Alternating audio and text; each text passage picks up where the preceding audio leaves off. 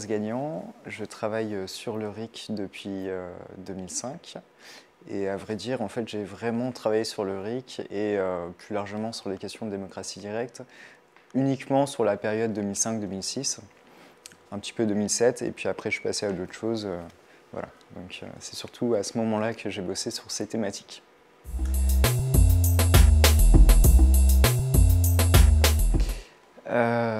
Alors, moi je vais surtout parler aujourd'hui du RIC sur le plan législatif, c'est-à-dire comment proposer une nouvelle loi, comment modifier une loi existante, comment abroger une loi, éventuellement comment fusionner des lois. Donc voilà, je vais me cantonner à ça. Ça ne veut pas dire que je suis opposé aux autres types de RIC, type constitutionnel ou révocatoire, etc. Mais c'est déjà un gros sujet, donc je vais me contenter de parler de ça. Et c'est principalement au niveau national que je vais parler de la méthode que je propose, sachant qu'elle est déclinable sur le plan local. Voilà.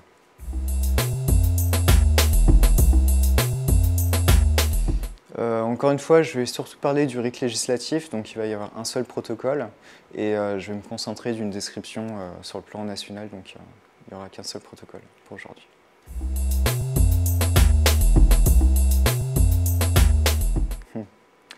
Alors effectivement, je pense que c'est une bonne chose qu'on puisse avoir ce moyen de révoquer des délégués politiques qui sont manifestement en dehors de leur fonction. Et encore une fois, je ne parlerai pas de cette procédure-là parce que je vais me concentrer sur la partie législative. Mais je pense que c'est une bonne chose.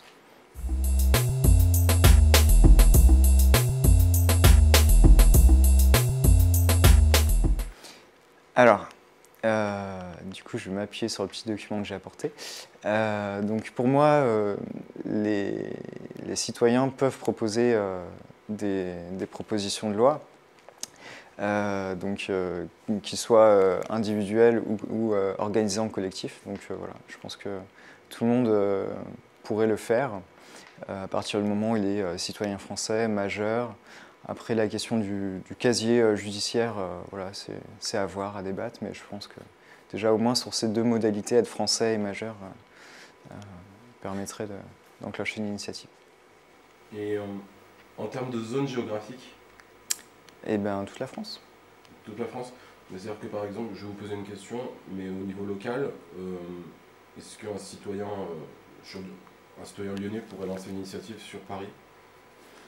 Alors, moi, là aujourd'hui, je vais surtout parler de mesures qui concernent tous les Français.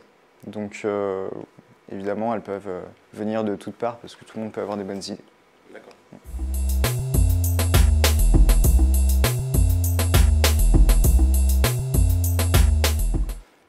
Je n'ai pas vraiment tranché cette question-là. Aujourd'hui, je vais me contenter de répondre sur la modalité législative, sur les lois. Et je pense qu'effectivement, sur le plan de la Constitution, les citoyens devraient avoir le droit de faire des propositions. Après, les questions de sécurité, voilà, militaire, j'en sais rien en fait. Mais ça m'a l'air complexe. Ouais.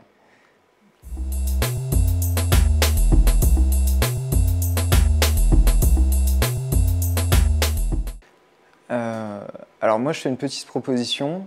C'est vrai que souvent, on entend cette idée que voilà, il faudrait un seuil minimum de signataires. Alors on a entendu beaucoup 700 000, 1 million, etc. Moi, je propose un truc un petit peu plus subtil que ça. En fait, pour la simple et bonne raison qu'un parti politique n'aura pas beaucoup de mal à réunir 700 000 signatures ou un grand lobby. Par contre, une personne isolée en race campagne aura beaucoup plus de mal que l'un de ces groupes. Donc, du coup, pour pondérer, pour aider un petit peu l'émergence d'initiatives soutenues par des gens qui n'ont pas accès forcément à un vaste réseau, eh bien, je propose en fait de mettre un seuil à 300 000 personnes. Et si jamais ce seuil est atteint, alors le Conseil constitutionnel se penche sur la proposition pour s'assurer qu'elle est conforme à la Constitution en vigueur. Et si elle est bien conforme, alors je propose qu'on fasse un sondage sur l'ensemble des Français. Et donc là, je propose un nombre de personnes tirées au sort, donc ce sera un sondage par tirage au sort. Et je propose quelques équations, mais j'en parlerai plutôt à la fin de notre interview. Et donc, on demanderait aux personnes sondées si elles sont pour, contre ou si elles votent blanc pour l'initiative qui est proposée. Et s'il y a au moins 30% des gens qui disent qu'ils sont pour, eh bien ça témoigne d'un intérêt manifeste de la population pour cette proposition. Et en fait, cette petite subtilité de combiner à la fois des signataires fixes et puis des personnes tirées au sort qui auront à se prononcer si jamais on a plus de 300 000 soutiens, ça permet notamment d'éviter un petit peu les propositions d'ordre sectaire, c'est-à-dire que, admettons, on est une secte qui est 300 000 membres. Elle n'aura pas de problème à enclencher une initiative qui ne la concerne que elle, parce qu'elle pourra mobiliser l'intégralité de ses membres. Mais elle aura beaucoup de mal à convaincre plus que le plafond de ses membres. Et donc, en associant un sondage par tirage au sort, on s'assure que, de manière homogène dans la population, il y a au moins 30% des gens qui considèrent cette question comme valant la peine d'être consultée, interrogée, etc. Donc voilà, je propose une petite subtilité qui aide à la fois les gens peu connus à faire émerger leurs initiatives, qui peuvent être très bonnes par ailleurs, et un frein pour les groupes qui défendraient des intérêts trop personnels en mobilisant uniquement leurs membres.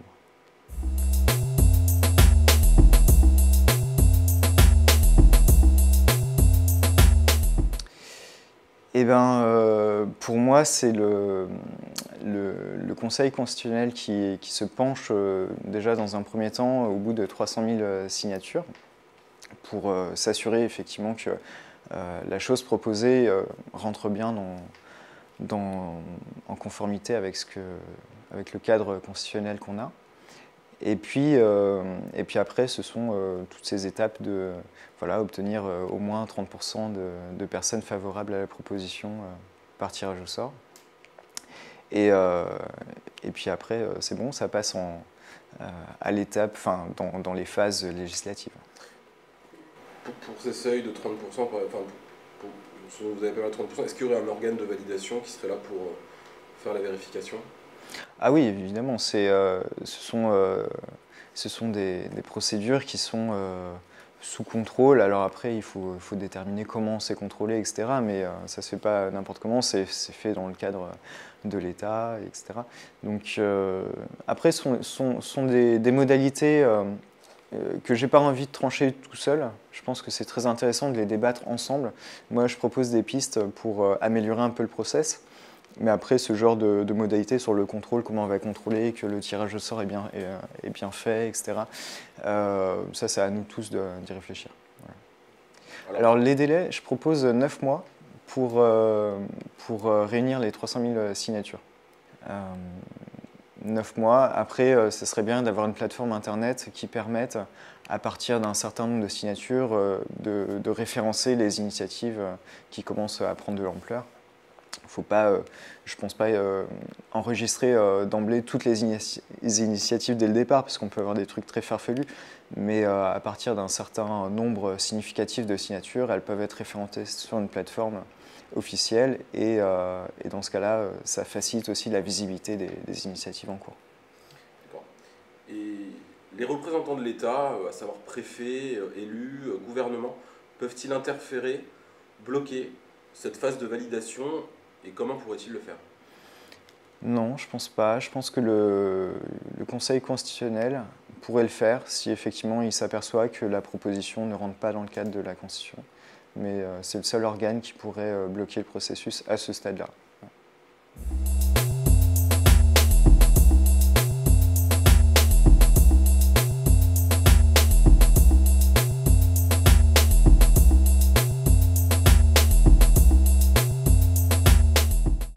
Donc là, cette question concerne bien on va dire tous les débats qu'il y aurait après pour soutenir ou rejeter l'initiative. D'accord.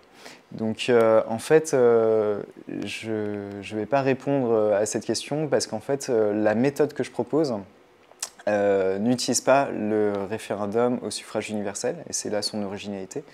Donc du coup, la question ne se pose pas dans mon cas de figure.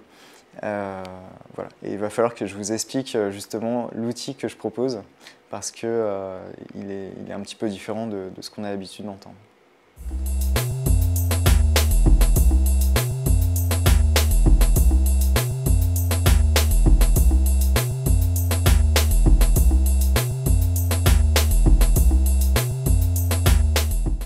Donc on a l'habitude en fait quand on parle de RIC d'avoir cette idée qu'une fois qu'une initiative a reçu le nombre de signatures nécessaires pour être proposée aux citoyens, eh bien, on organise un référendum au suffrage universel où tout le monde sera invité à se prononcer sur la question. Et en fait, moi, je pense que ce n'est pas nécessaire et ce n'est pas forcément une bonne chose en termes, pour plusieurs raisons sur lesquelles je vais revenir. Et je propose de simplifier tout ça en créant ce que j'appelle un filtre citoyen. Donc le filtre citoyen, c'est une assemblée de citoyens, environ 300 personnes pour faire simple, qui seraient tirées au sort pour une durée de 5 semaines. Et au bout de 5 semaines, on retire au sort, l'assemblée est renouvelée toutes les 5 semaines. Et je propose en fait que ce filtre citoyen, ça soit lui qui se prononce sur les initiatives qui arrivent, mais également en fait sur toutes les lois. Donc c'est-à-dire que le rôle de ce filtre citoyen va être pendant 5 semaines d'étudier l'intégralité des lois, qu'elles soient d'origine européenne, gouvernementale, parlementaire ou citoyenne, donc citoyenne grâce au RIC. Donc son rôle va être d'étudier à fond ces lois et au terme de cette étude, qui peut se faire avec un accompagnement de spécialistes pluralistes qui répondent à leurs questions, etc., un petit peu inspiré des conférences des citoyens qui sont promues par l'association Sciences Citoyennes de Jacques Testard, qui a une grosse expertise sur ces questions-là. Au terme de ces 5 semaines, leur boulot, ça sera de se prononcer pour, contre ou blanc les mesures qui s'apprêtent à être appliquées, à rentrer en vigueur. Donc voilà un petit peu la méthode que je propose, et ceci pour plusieurs raisons. Parce que organiser un référendum au suffrage universel, c'est quelque chose d'extrêmement lourd, très coûteux. Pour information, en 2005, quand on a eu notre dernier référendum là, sur le TCE, ça a coûté 130 millions d'euros à la France, rien que d'organiser ça. Donc je vous laisse imaginer si à chaque RIC, on doit dépenser une telle somme pour que le vote ait lieu. Donc ça peut être des sommes un peu moindres, mais quand même, ça reste des sommes extrêmement conséquentes. Sur le plan logistique, c'est très lourd d'organiser des référendums. Et enfin, un référendum au suffrage universel, ça a une empreinte écologique assez considérable. Je rappelle qu'en 2017, pour les présidentielles et législatives, on a dû imprimer 2 milliards de bulletins de vote. Et alors, bon, ce sont des grosses élections, mais je vous laisse imaginer l'empreinte écologique d'une telle organisation, avec tout le cortège des millions de voitures qui se déplacent pour aller voter, les impressions, tout ce qui est en termes de prospectus, etc. C'est vraiment assez colossal. Et donc, si on veut aussi avoir une sobriété écologique, c'est peut-être pas la meilleure option à choisir. Alors, comment on fait si on souhaite simplifier tout ça? Et pour moi, la meilleure solution, ça serait le tirage au sort. Parce que le tirage au sort, on le sait sur le plan mathématique, c'est un outil mathématique extrêmement représentatif de l'ensemble. C'est facile à comprendre pour ceux qui ont un peu de notions en maths. Ceux qui n'en ont pas, je les invite à aller se renseigner, étudier un peu le triangle de Pascal ou ce genre de choses, pour se rendre compte qu'en fait, le tirage au sort est un outil assez fiable qui permet d'avoir une bonne représentativité de l'ensemble. Et donc, en tirant au sort environ 300 personnes qui auraient à se prononcer comme on le ferait dans un référendum au suffrage universel, en disant si elles sont pour, contre ou si elles votent blanc, eh bien, on obtiendrait un résultat sensiblement similaire à celui qu'on obtiendrait en faisant voter tout le monde. Donc du coup, on a une assemblée extrêmement légère, un outil très souple, très sobre sur le plan écologique, et qui en plus a cette capacité d'étudier à fond, à temps plein, pendant 5 semaines, les sujets qu'on lui propose au vote. Et ça, c'est une chance aussi qu'on n'aura pas si on utilise le suffrage universel. Parce que le suffrage universel, c'est aussi se retrouver avec des gens qui ont très peu, voire pas du tout, étudié les questions proposées, et donc qui ont moins de capacité de discernement au moment du vote. Donc voilà un petit peu l'outil que je propose. Et cet outil, combiné avec la capacité d'initiative des citoyens, forme ce que j'appelle le RIC 2.0. Donc, c'est-à-dire un RIC beaucoup plus léger, optimisé, et qui permet aussi d'en organiser plus souvent. Parce que le référendum au suffrage universel est une procédure tellement lourde qu'au final, on l'utilisera assez peu. Alors pour moi, les gens seraient tirés au sort, donc c'est vraiment un tirage sur l'ensemble de la population. Et ensuite, les personnes sont informées qu'elles ont été sélectionnées, elles ont le droit de refuser ou non leur participation. Elles sont indemnisées pour les 5 semaines qu'elles passeraient en assemblée, tout ensemble.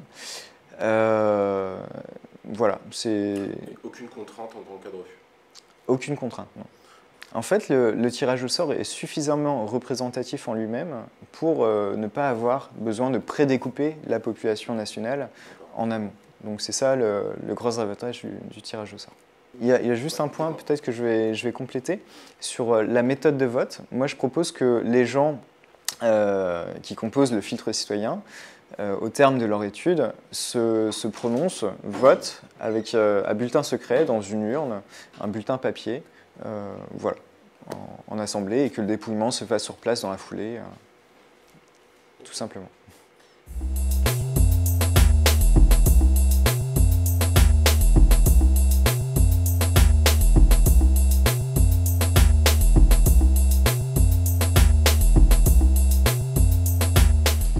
Alors en fait, le gros avantage avec le filtre citoyen, c'est qu'on a un taux de participation de 100%. Pour la simple et bonne raison que lorsqu'une personne, si une personne venait à refuser de participer à l'assemblée du filtre citoyen, eh bien le tirage au sort continuerait jusqu'à ce que tous les sièges soient remplis. Donc du coup, au final, on se retrouve avec une assemblée complète et avec un taux de participation de 100%. Donc ça sera un résultat à 100%. En cas de succès, donc, le résultat a-t-il valeur de loi? Obligation de promulgation ou est-il juste consultatif? Oui, il a valeur de loi.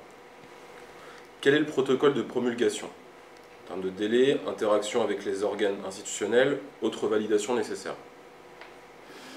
Alors, c'est une bonne question.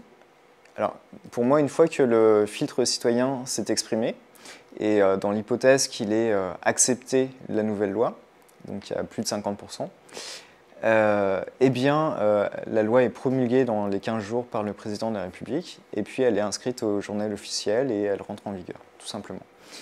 Alors, vous noterez que cette procédure est un petit peu différente de la procédure actuelle, parce qu'actuellement, lorsqu'une loi est acceptée au Parlement, faut-il encore qu'il y ait un décret d'application, un décret réglementaire qui soit rédigé par le gouvernement.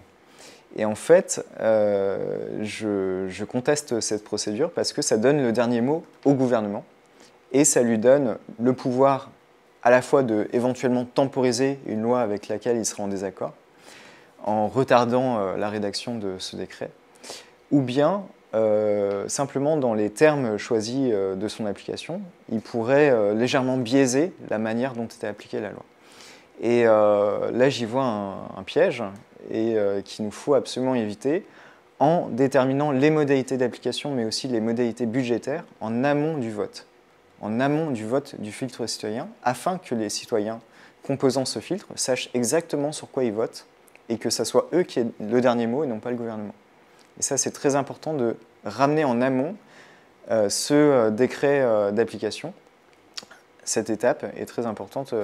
Voilà. Donc il faut bien la mettre en amont et je propose que ce soit les députés, enfin les parlementaires qui se chargent de la rédaction des modalités d'application et budgétaires. D'accord. Quel impact aurait-il ce résultat sur les institutions européennes? Est-ce que ces institutions européennes pourraient empêcher la reconnaissance du résultat vis-à-vis de la Constitution européenne et des traités? Effectivement, c'est quelque chose de possible et ça nous force à nous questionner sur notre relation à l'Union européenne. C'est-à-dire que il faut à la fois être capable de voir qu'il y a, je crois, 8 pays déjà faisant partie de l'Union européenne qui ont un RIC chez eux. Donc pourquoi pas la France? A priori, rien ne nous empêche d'avoir un RIC chez nous. Après, si on utilise un RIC 2.0, c'est quelque chose de redoutablement plus efficace qu'un RIC classique à la Suisse. Et là, éventuellement, on peut avoir certains conflits avec les institutions européennes. Donc là, il faudra se pencher dessus. Est-ce qu'on négocie, par exemple, des options de retrait? Ce qui est une possibilité. Il y a déjà 4 pays dans l'Europe qui ont négocié des options de retrait sur certains sujets avec des institutions européennes. Donc, c'est-à-dire qu'ils ont récupéré leur souveraineté nationale sur certains sujets. Est-ce qu'on sera contraint de faire ça ou pas? Je ne sais pas. Ce sont de bonnes questions qu'il faut réfléchir collectivement. Alors, si une question échoue à passer le filtre citoyen, je propose qu'on attende 2 ans avant de la reproposer. En cas de refus sur le référendum, quelles sont les implications que vous envisagez? D'attendre 2 ans pour la reproposer. Prévoyez-vous un délai avant de représenter la même question au référendum? Pareil, 2 ans. Ouais. Par contre, si une question échoue à obtenir les 300 000 signatures, peut-être qu'on pourrait attendre 3 ans. Mais ça, ce sont vraiment des choses que je n'ai pas envie de trancher seul, encore une fois. Je pense qu'il faut en réfléchir, enfin, il faut réfléchir collectivement là-dessus.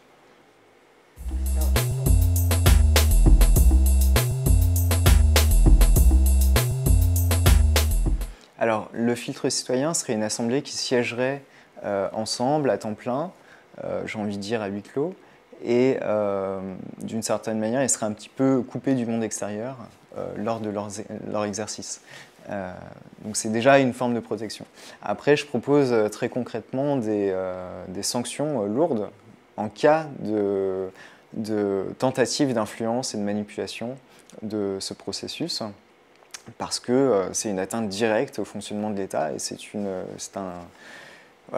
atteinte extrêmement grave. Donc on peut imaginer des mesures pénales pour les lobbies qui tenteraient d'influencer d'une manière ou d'une autre les citoyens composant le filtre citoyen. Les citoyens peuvent être éclairés par des spécialistes pluralistes qui ont différents points de vue. Là, on peut réfléchir à comment ça se passe. Encore une fois, je propose qu'on s'inspire de ce que fait l'association Sciences Citoyennes. Alors, ça peut être à leur demande. Par exemple, ils peuvent demander que telle ou telle personne vienne dans leur assemblée pour leur expliquer, clarifier un point ou un autre. Ça peut être éventuellement les partis politiques qui proposent leurs propres spécialistes. Et vu qu'il y a une pluralité déjà de partis, on pourrait entendre différents sons de cloche à ce moment-là. Mais dans ce cas-là, peut-être que les citoyens pourraient refuser d'entendre certaines personnes s'ils le souhaitent. Je pense que c'est vraiment à eux d'être maîtres à bord de leur assemblée, dans le but, évidemment, de se forger une opinion la plus réfléchie possible, avec le meilleur discernement. Voilà.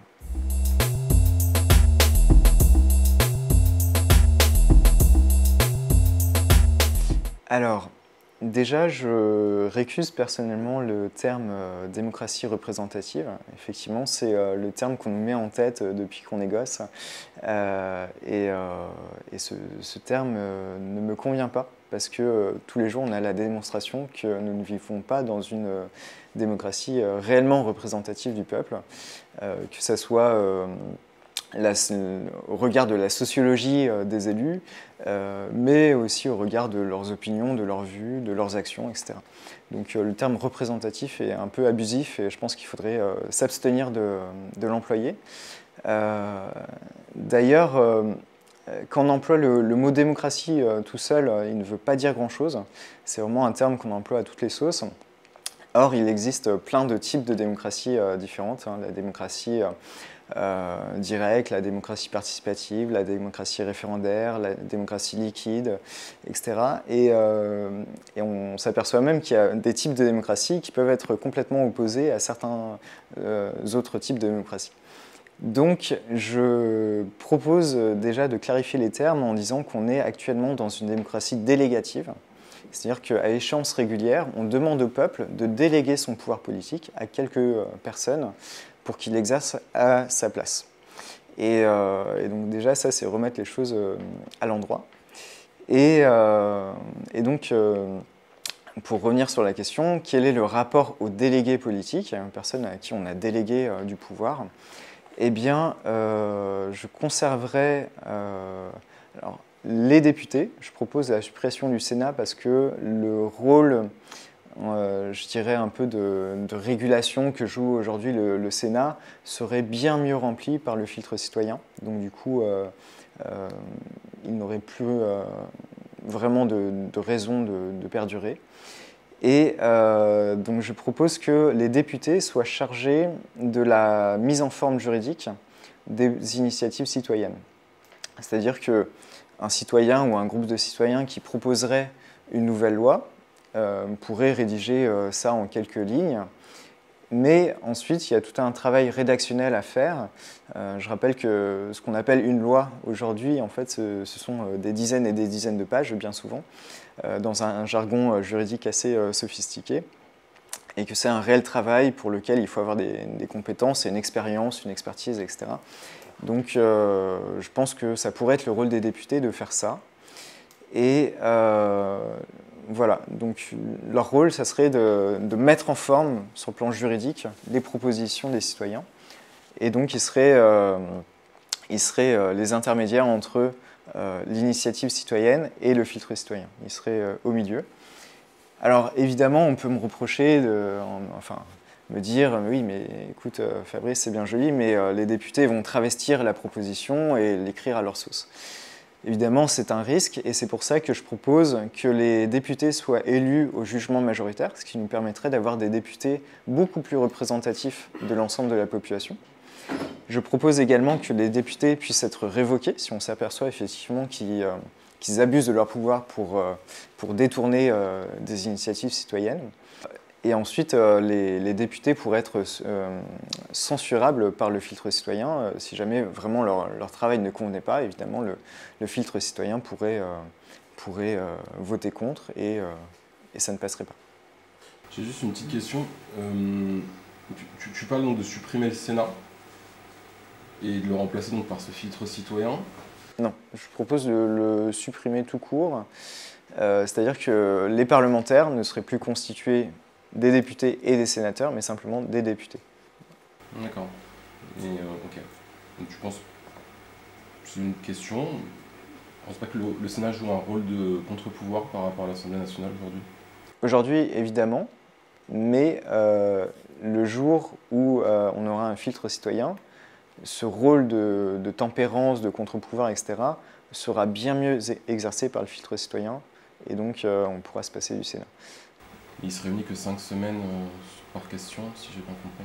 Alors, il est renouvelé toutes les 5 semaines, mais il peut étudier plusieurs questions à la fois. Donc c'est-à-dire qu'il peut être étendu sur une année pleine? Ah oui, complètement. Il y a un renouvellement. Okay. L'idée, c'est d'être renouvelé toutes les 5 semaines sur l'année entière. Okay.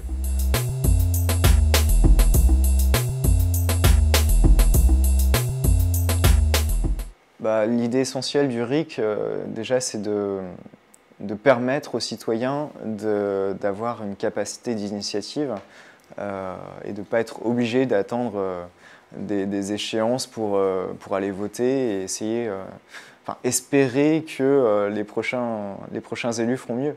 C'est-à-dire que tout le monde peut avoir des bonnes idées, il n'y a pas que les élus qu'on en, et heureusement.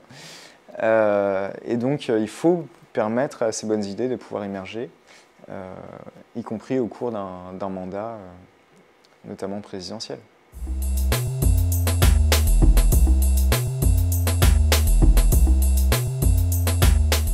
Voilà. Alors, je vais surtout parler des pièges que j'ai pu observer dans le RIC simple, c'est-à-dire le RIC à la Suisse, pour faire simple, hein, le RIC 1.0. Premièrement, le RIC 1.0, pour moi, c'est une passoire, parce que, admettons que les citoyens se mobilisent et arrivent à faire passer une loi très sympathique. Rien n'empêcherait les parlementaires ou le gouvernement de faire un projet de loi, une proposition de loi, pour essayer de phagocyter la loi qui vient juste de passer, la loi d'origine citoyenne. Et ça, le RIC 1.0 est assez inopérant sur ce genre de problématique. Je vais donner un exemple très concret pour que ça soit parlant à tous. Quand j'avais 19 ans, j'habitais au Japon et là-bas, j'ai pu observer un truc qui m'a beaucoup marqué. C'est-à-dire que dans toutes les décharges publiques du pays, il y a un hangar. Et dans ce hangar, ils entreposent les objets qui viennent d'être jetés par des simples particuliers ou des entreprises qui sont en parfait état. C'est-à-dire qu'il ne faut pas qu'il y ait une vis qui manque. Enfin, voilà, c'est vraiment les objets qui sont en parfait état sont mis dans ce hangar. Et chaque personne au Japon, qu'il soit japonais ou étranger, peut se rendre dans ces hangars et prendre gratuitement 3 objets de son choix tous les jours. Voilà. Ça permet de réduire la pollution, de réduire les déchets, ça permet aux gens qui ont peu de moyens de s'équiper chez eux, etc., sans prendre de crédit. Et donc voilà, c'est une mesure très intéressante. Moi, je suis allé une fois dans l'un de ces hangars et il y avait des snowboards, des vélos, des canapés, il y avait des appareils photo flambant neufs, il y avait tout ça. Et je pouvais me servir, prendre 3 objets par jour gratuitement et revenir tous les jours si cela me chantait. Et on peut imaginer qu'aujourd'hui, les Français se disent bah, « tiens, c'est super ce que font les Japonais ». Si on faisait passer une loi qui propose de créer comme ça un hangar pour chaque décharge ou déchetterie en France. Et donc, très bien, admettons qu'au terme d'un long processus de campagne, de mobilisation citoyenne, associative, etc., ils finissent par faire accepter cette loi via un RIC simple. Eh bien, là, tout de suite, le lobby des grands industriels, de la grande consommation, se mettrait en branle-bas de combat. Quoi? De la gratuité? Quoi? De la réduction de déchets, etc. Enfin, que des choses qu'ils n'aiment pas trop. Ils mandateraient aussitôt 2-3 types un peu créatifs pour leur pondre une loi qui viserait à amoindrir cette loi citoyenne qui vient juste de passer. Et on peut très bien imaginer qu'ils arrivent avec une loi peu de temps après, disant « Alors oui, on peut faire de la donation de l'objet à condition, je ne sais pas, je dis n'importe quoi, que les objets furent achetés dans les 8 mois précédents. Et puis, il faut que ça soit prouvé par facture. Donc, si les objets ont 8 mois d'âge, c'est bon, vous pouvez le donner, mais il faut le prouver par facture. Donc forcément, ça réduirait le nombre d'objets qu'on pourrait donner, et ils auraient réussi à phagocyter complètement l'initiative citoyenne. Donc qu'est-ce qu'on fait dans ce genre de cas de figure? Est-ce qu'on relance tout un branle-bas de combat pour annuler cette loi qui vient de passer, mais du coup ça peut prendre des années? Je rappelle qu'en Suisse, un RIC en Suisse, faire passer une loi par RIC en Suisse, ça peut prendre 4 à 5 ans. Donc c'est extrêmement long, c'est extrêmement fastidieux comme processus, et c'est un jeu interminable de chat et de souris qui n'en finit plus. Donc ça c'est le premier point, le premier piège que j'observe avec le RIC simple. Ensuite, il y a un autre piège, j'en ai parlé un petit peu, c'est le décret d'application qui arriverait après le vote de l'initiative proposée par les citoyens. Donc là encore, le gouvernement pourrait retarder ou biaiser la loi qui vient juste de passer. Donc ça, c'est le deuxième piège du RIC simple. Le troisième piège, on en a parlé aussi, c'est toutes les lourdeurs liées au suffrage universel. Très coûteux, très lent, une logistique énorme, beaucoup de pollution, etc. Et donc là, le RIC simple se verrait amoindri par ces lourdeurs. Ainsi de suite, il y a aussi la problématique du discernement, c'est-à-dire que les gens qui iraient voter, ils auraient discerné un petit peu chez eux, mais peut-être sur quelques heures seulement et de manière assez pauvre. Donc qu'est-ce qu'on fait avec ça? Et le faible taux de participation aussi, parce qu'on le voit en Suisse, hein, souvent ça ne dépasse pas 50% le taux de participation lors des RIC. Voilà, il y a aussi la problématique de l'argent, c'est-à-dire toute la publicité qui est faite autour du pour ou du contre en fonction des intérêts de chacun. Et puis l'argent qui peut aussi permettre de payer des signataires ou de payer pour récolter des signatures. Ça c'est déjà vu en Californie, etc. Donc en fait, toutes ces pièges-là que je viens de lister, eh bien, le filtre citoyen y répond de manière efficace. C'est-à-dire que, par exemple, si des parlementaires essayaient de phagocyter une loi en faisant passer d'autres sur le côté, de manière annexe, eh bien, je rappelle que le filtre citoyen, son boulot, c'est de se prononcer sur toutes les lois, pas simplement sur les lois d'origine citoyenne, mais sur toutes les lois, qu'elles viennent de l'Europe, du gouvernement ou du Parlement ou des citoyens. Donc du coup, il verrait automatiquement une loi qui a pour objectif de venir simplement amoindrir une loi antérieure qui a été proposée par des citoyens. Et donc là, il pourrait faire barrage. Donc premier piège évité. Le second, je propose de mettre la procédure du décret d'application, la rédaction des modalités d'application et budgétaires en amont du vote du filtre citoyen pour qu'il sache clairement sur quoi il aura à se prononcer. Donc là, le deuxième piège est à nouveau évité. Ensuite, les lourdeurs du suffrage universel, on en a parlé, elles sont évitées grâce à cette assemblée tirée au sort de 300 personnes, ce qui est un outil extrêmement léger et souple et peu coûteux. Ensuite, sur la faiblesse de la participation, on en a encore parlé, le filtre citoyen fonctionnerait à 100%, puisque s'il y a des personnes qui refusent d'y participer, eh bien, le tirage continue jusqu'à ce que l'intégralité des sièges soit remplie. Donc c'est un taux de participation de 100%. Donc là encore, c'est évité. Le discernement est bien meilleur puisqu'ils ont 5 semaines pour se pencher à fond sur les mesures proposées. Donc ils auront une capacité critique, d'analyse, etc. beaucoup plus développée que de simples citoyens qui seraient appelés aux urnes, voilà, mais sans préparation en amont sérieuse. Donc voilà, on voit que le filtre citoyen répond à beaucoup des pièges et des failles du RIC 1.0. C'est pour ça que je propose de passer directement au RIC 2.0 et de faire mieux qu'un simple copier-coller de ce qui existe en Suisse. D'ailleurs, en Suisse, ils ont un corps électoral de 5,4 millions de personnes, ce qui est très peu par rapport au nôtre qui dépasse les 45 millions. Donc je propose d'adapter ça à notre démographie également.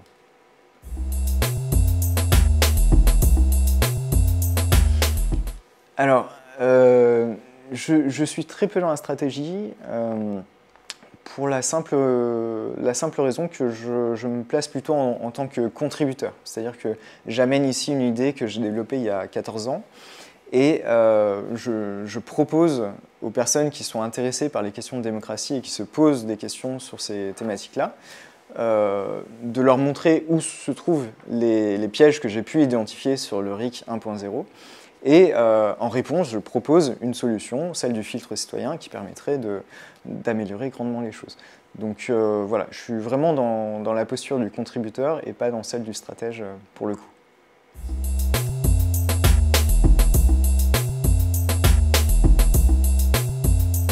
Alors, la première chose que je vais préciser, c'est qu'en fait, il me semble très important dans ces questionnements-là de placer les citoyens à la fois en début de la chaîne législative, parce que produire une loi, c'est une chaîne, c'est un enchaînement d'étapes, et c'est important qu'ils puissent être à la fois au début en tant que force de proposition, mais à la fois à la fin de la chaîne et que ce soit eux qui aient le dernier mot. C'est très important de se poser la question dans une chaîne législative, dans une chronologie d'étapes, de se poser la question et de savoir qui a le dernier mot dans cette chronologie.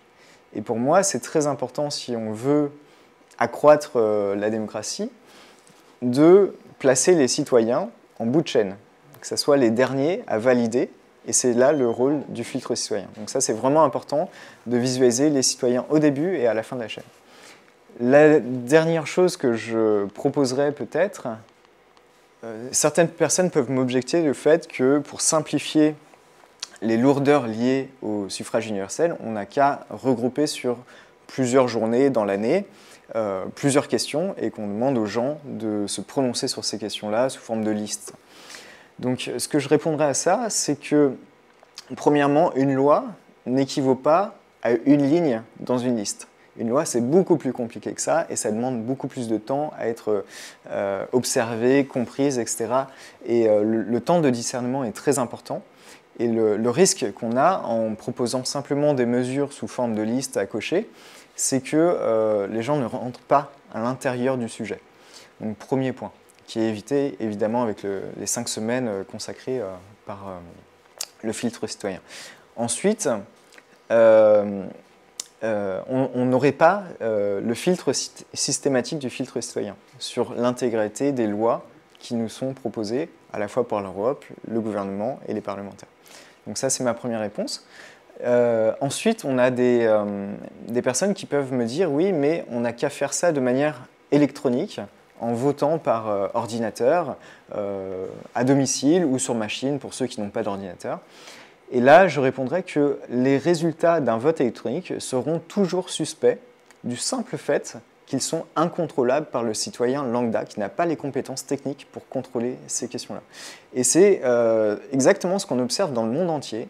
Si vous regardez toutes les élections qui ont lieu sur machine à voter, eh bien, elles sont toujours accompagnées de fortes suspicions, de scandales, de contestations, etc.